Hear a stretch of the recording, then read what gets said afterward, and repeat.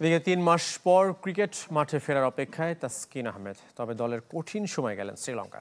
Test series হারে ওয়ানডের কঠিন challenge মেনে নিয়েছেন। স্বীকার করেছেন পরিবর্তনের মধ্য দিয়ে যাচ্ছে বাংলাদেশ দল। ২০২৭ বিশ্বকাপের আগে পরিপূর্ণতা পাওয়াই লক্ষ্য।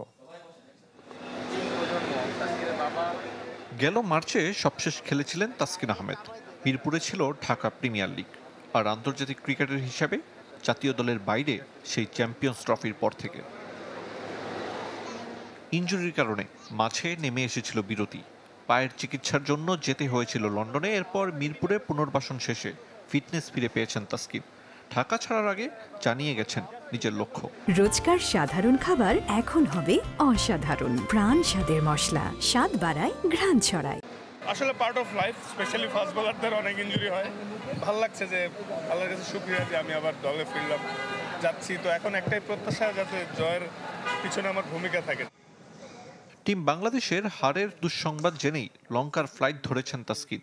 টেস্ট থেকে নাজমুল শান্তর নেতৃত্ব ছাড়ার প্রভাব ড্রেসিং রুমে পড়বে কিনা তা নিয়েও আছে শঙ্কা।